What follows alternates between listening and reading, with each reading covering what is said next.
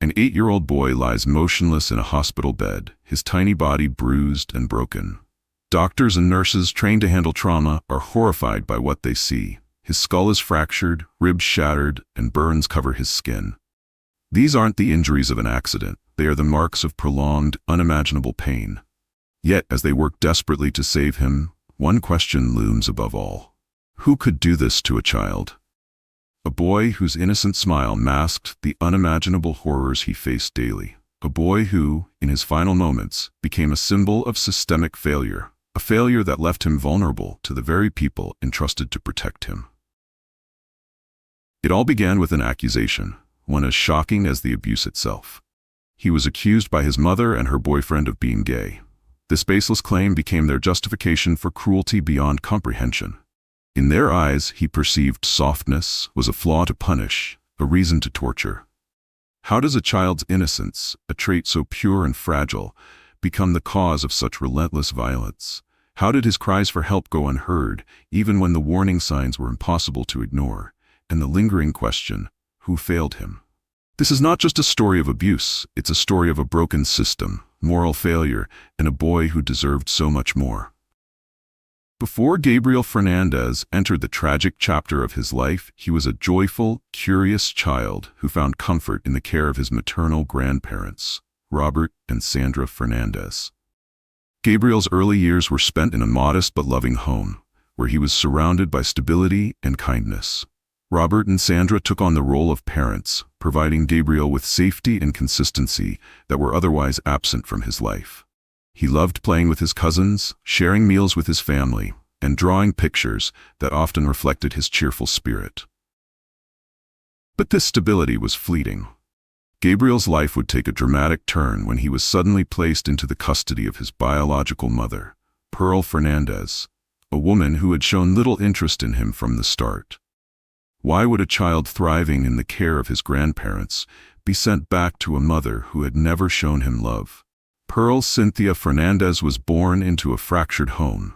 She experienced neglect and abuse during her formative years, leaving deep emotional scars that shaped her as an adult.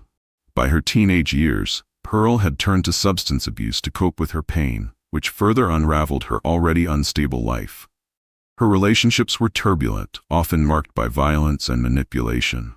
Pearl gave birth to Gabriel when she was just 23, but she immediately made it clear she did not want him.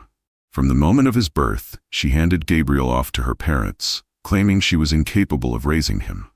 Over the years, Pearl drifted in and out of her children's lives, showing more interest in pursuing toxic relationships than building a bond with her son. Despite these clear warning signs, Pearl would later fight for custody of Gabriel, not out of love, but to claim welfare benefits tied to his care. This selfish decision would prove catastrophic. Isauro Aguirre, Pearl's boyfriend, was described by some acquaintances as soft-spoken and polite. A tall, imposing figure with a background in caregiving, Aguirre initially gave the impression of being a gentle giant, but beneath this exterior was a man with a disturbing capacity for violence. Aguirre had previously worked in a caregiving facility for the elderly, where his physical strength was both an asset and a source of concern. Former co-workers later recalled incidents where he displayed aggressive tendencies, including mistreatment of those under his care. These behaviors went largely unaddressed, allowing Aguirre to remain employed despite his troubling record. When Aguirre entered Pearl's life, he quickly became the dominant force in their relationship, reinforcing her neglectful and abusive tendencies. Together, they created an environment of fear and control, one that would soon ensnare Gabriel. In 2012, Pearl Fernandez petitioned for custody of Gabriel, arguing that as his biological mother, she deserved to raise him. Robert and Sandra Fernandez, who had cared for Gabriel since birth, strongly opposed this decision. They knew Pearl's history of neglect and feared for Gabriel's safety in her care.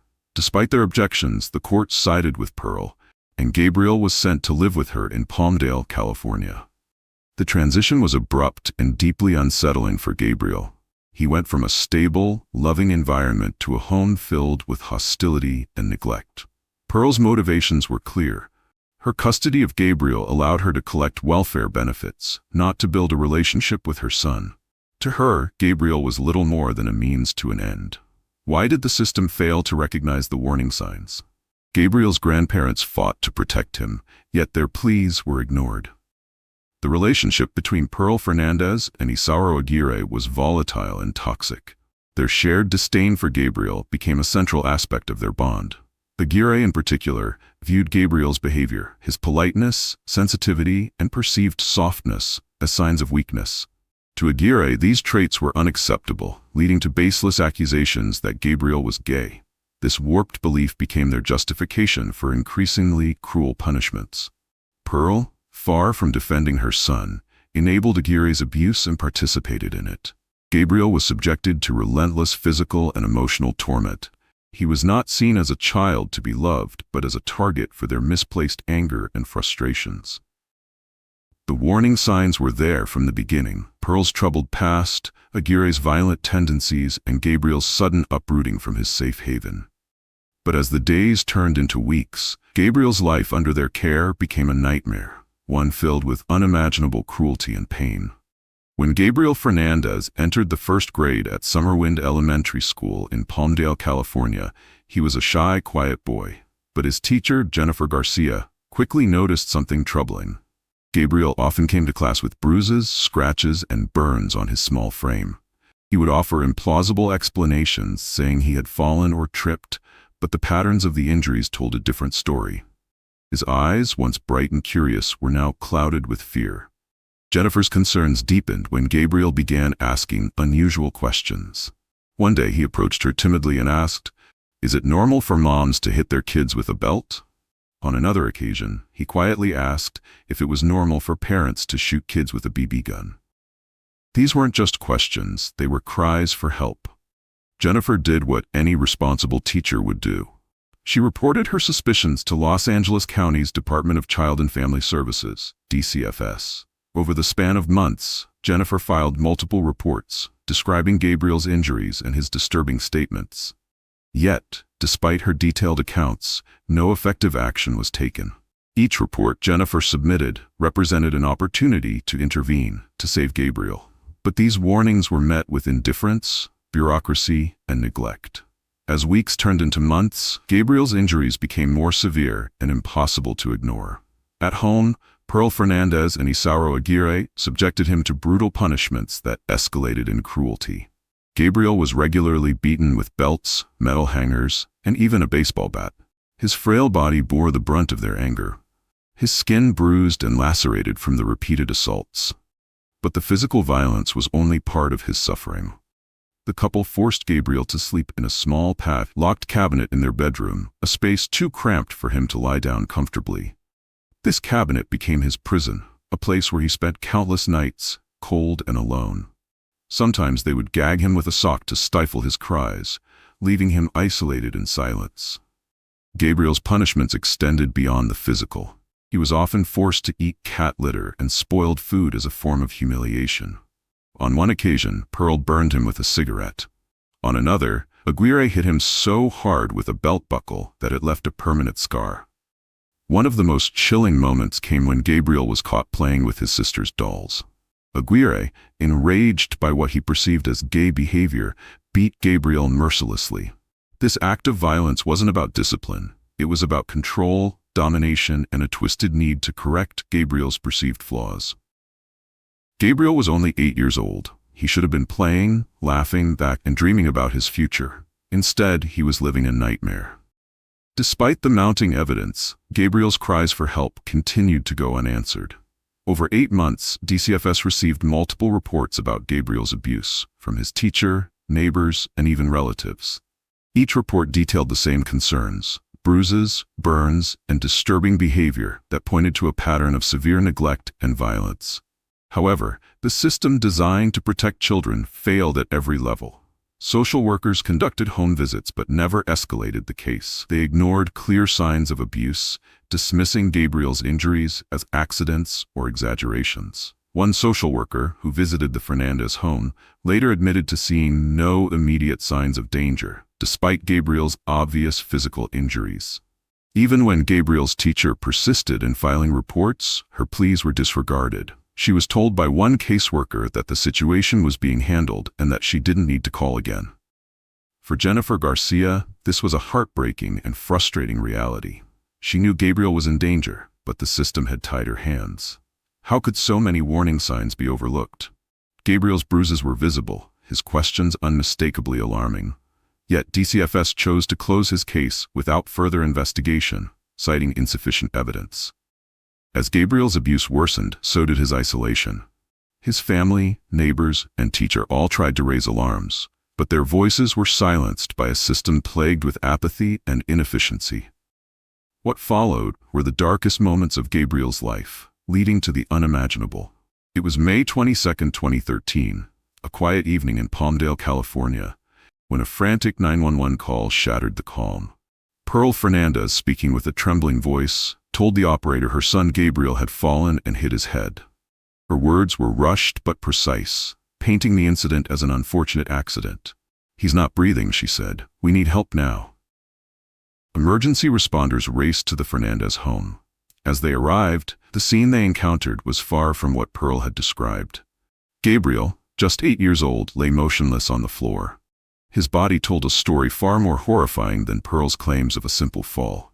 He was emaciated, his arms and legs alarmingly thin. His skin was marred with burns, bruises, and scars, both fresh and old. Blood crusted around his lips, and his face was swollen and battered. The paramedics tried desperately to revive him, but it was clear Gabriel's condition was critical. His injuries weren't consistent with a fall. They were the result of prolonged and severe abuse. Gabriel was rushed to the hospital, clinging to life. But for the medical team, the question wasn't just whether they could save him. It was how this could have happened to a child. The inconsistencies in Pearl's story began to unravel almost immediately. Detectives on the scene noted the chaos inside the home. Bloodstains were found in different areas, and the cabinet in the couple's bedroom had locks on the outside, an ominous detail that hinted at the unimaginable. During questioning, Pearl claimed Gabriel had fallen while playing, but her demeanor raised suspicion. Her account lacked detail, and she appeared detached, as if trying to distance herself from the incident. Isaro Agre, too, seemed unfazed. When pressed, his answers were evasive, his cold indifference unnerving.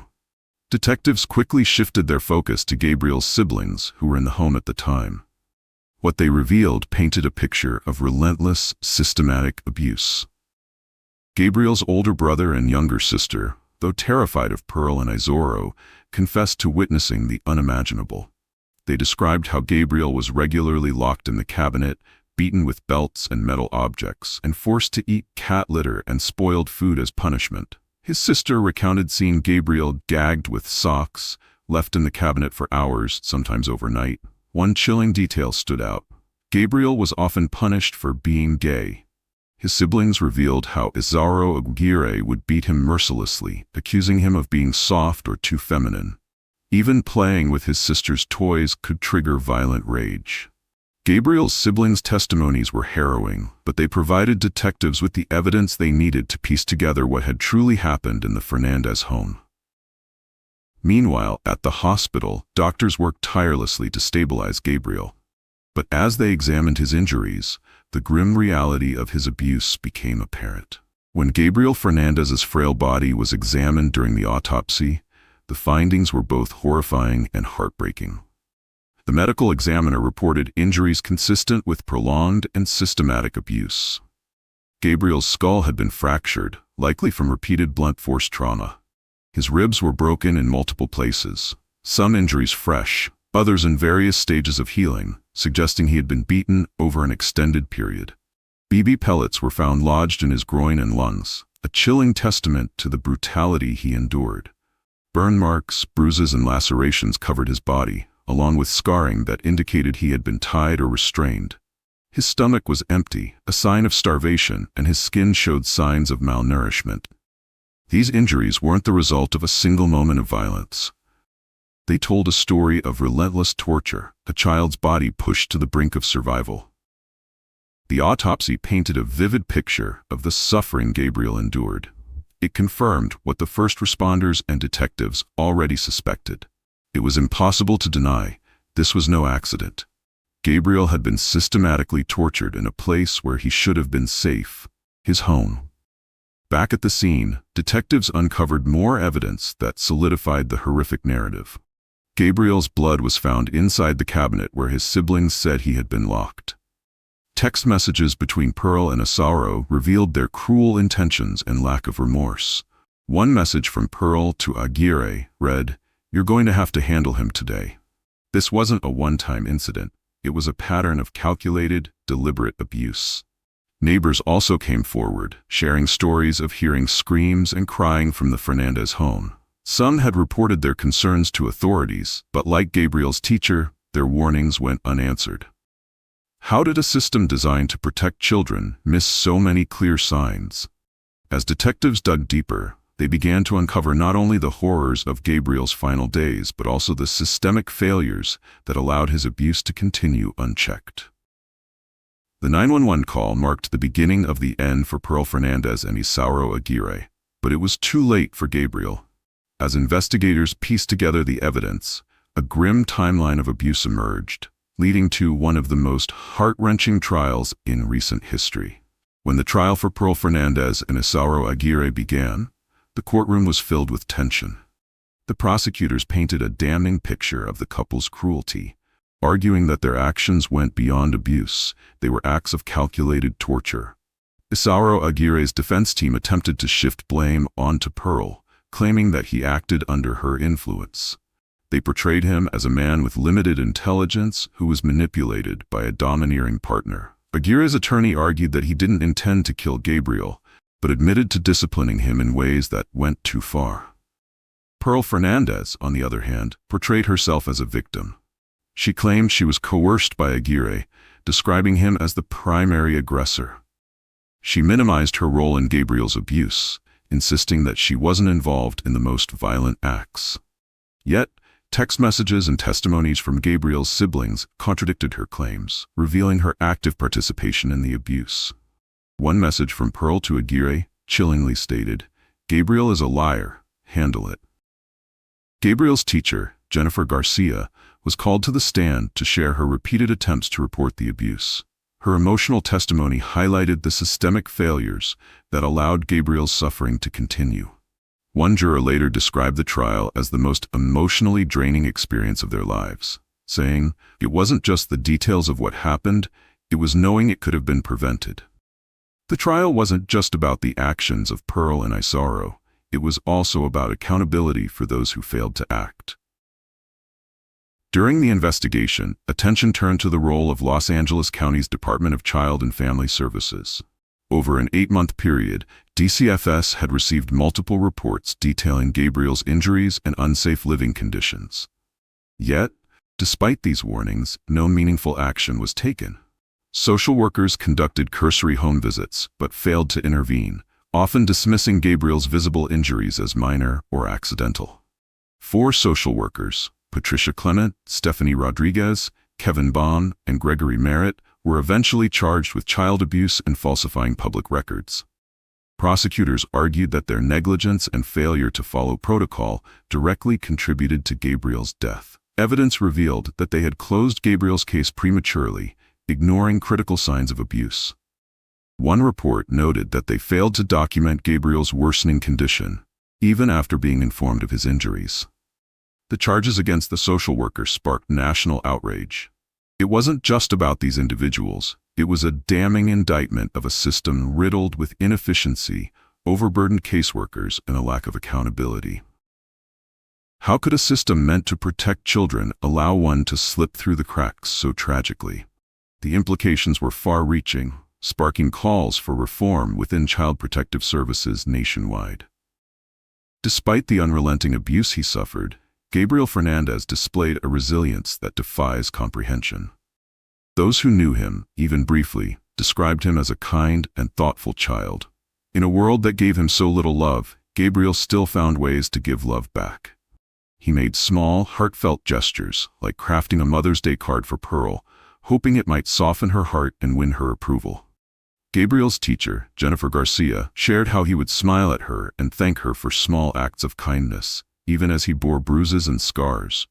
It was as if Gabriel believed that, by being good and kind, he could somehow change the way he was treated. But no matter how much love he tried to give, it was met with cruelty and indifference. Imagine the emotional turmoil Gabriel must have felt, loving and fearing the very people who were supposed to protect him. How does a child reconcile that their cries for help go unheard, even when the evidence is written on their skin? Gabriel's death left an indelible mark on everyone who encountered his story. His teacher, Jennifer Garcia, continued to wrestle with guilt, questioning whether there was something more she could have done. She had followed every protocol, filed report after report, and yet Gabriel was still taken from her classroom and from this world. In interviews, Jennifer described sleepless nights haunted by Gabriel's face and his quiet pleas for help. For the first responders who entered the Fernandez home that fateful night, the scene was one they would never forget. Many of them later admitted to struggling with post-traumatic stress, unable to erase the image of Gabriel's broken body from their minds. Paramedics, police officers, and hospital staff alike were left grappling with the same question. How could this happen to an innocent child? Jurors, too, carried the weight of the trial long after it ended. The details of Gabriel's abuse, presented in graphic detail, were so harrowing that some jurors sought counseling after delivering their verdict. One juror admitted, "It was the hardest thing I've ever had to do, but we owed it to Gabriel to make sure justice was served." Gabriel's case forces us to confront uncomfortable truths about the systems meant to protect our most vulnerable. How do we ensure that no child endures what Gabriel did? How do we prevent a system from failing again? Who bears responsibility when a child's cries for help go unanswered? Is it the abusers, whose actions were monstrous? The social workers who failed to act? The overburdened system designed to protect but stretched far too thin? Or is it all of us as a society for not demanding better safeguards for our children? The legal proceedings against Pearl Fernandez and Isauro Aguirre culminated in a verdict that many hoped would bring some measure of justice for Gabriel Fernandez. In 2018, Pearl pleaded guilty to first-degree murder under special circumstances of torture. By avoiding a trial, she received a sentence of life in prison without the possibility of parole. For Isauro Aguirre, the sentence was even more severe. Found guilty by a jury, he was sentenced to death. During the trial, jurors were presented with harrowing evidence of his role as the primary enforcer of Gabriel's abuse. Despite Aguirre's defense team attempting to paint him as a man with low intelligence who acted under Pearl's influence, the evidence of his actions spoke volumes. The sentences for Pearl and Isauro marked the end of the criminal case, but left lingering questions about accountability and the broader system that allowed Gabriel's suffering to persist. Gabriel's death sparked a wave of outrage and introspection across the nation. His story became a rallying cry for change, forcing a spotlight onto the failures of Los Angeles County's Department of Child and Family Services, DCFS. The 4 social workers charged with negligence faced public scrutiny, though the case against them was ultimately dismissed in 2020 due to insufficient legal grounds. Despite this, Gabriel's case prompted reforms aimed at addressing the systemic flaws in child protective services. Policies were reviewed, training for social workers was enhanced, and calls for lower caseloads to ensure thorough investigations gained traction. However, many advocates argue that these measures are just the beginning, and that Gabriel's death should serve as a reminder of the need for continued vigilance and reform. Gabriel's legacy isn't just about reform. It's about the lives of countless children who remain at risk. His story has become a symbol of the fight to ensure no child endures what he did. How many children like Gabriel suffer in silence? How many warnings go unheeded? And how do we ensure this never happens again? Gabriel Fernandez's story is a heartbreaking reminder of what can happen when warning signs are ignored and cries for help go unanswered. But it also serves as a call to action for each of us to do our part to protect children like Gabriel. If you ever suspect a child is being abused, don't hesitate to report it. Your voice could be the one that saves a life. Reach out to local child protective services, law enforcement, or trusted community organizations. Reporting abuse isn't just a moral responsibility, it's a legal one. Every call, Every report matters. But it doesn't end there. Support efforts to reform child protective services, ensuring caseworkers have the tools, training, and resources they need to act swiftly and effectively. Advocate for policies that protect vulnerable children and hold systems accountable when they fail.